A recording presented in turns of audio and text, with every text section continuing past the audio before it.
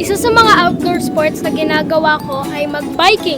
Pero alam nyo ba na dahil nanonood ako ng Amazing Earth sa GMA Playground, nalaman ko na meron palang sasakyang malabisikleta na gawa sa bamboo o kawayan. Ito oh!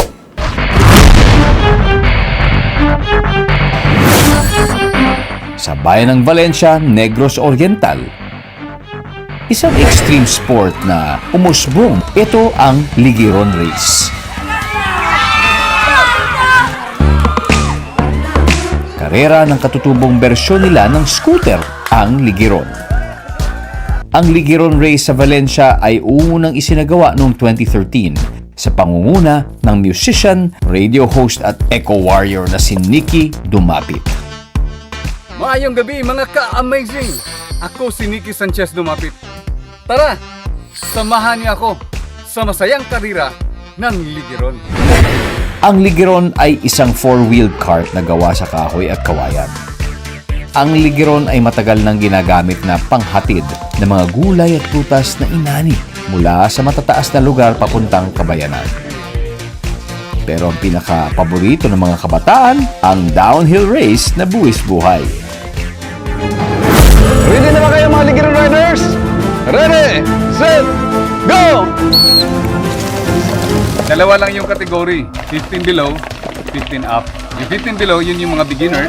At yung 15 up, yun yung tinatawag ng expert. Bawat riders, kung sino yung pinakamaliit na oras na nakuha na makarating doon sa finishing line, ay siyang tatanghaling winner sa Ligiron. Masisiguradong safe ang mga participants dahil bago ginanap yung race, may consultation muna ginawa doon sa mga riders at sa mga parents.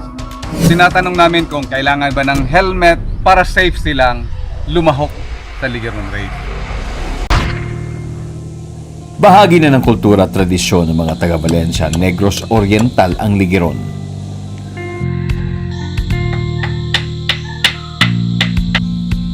Inaabot daw ng 5 araw ang paggawa ng isang Ligiron. Bilang na nga ba ang araw ng Ligirong race sa mga taga-Valencia? Matagal na po ang huling Ligiron race.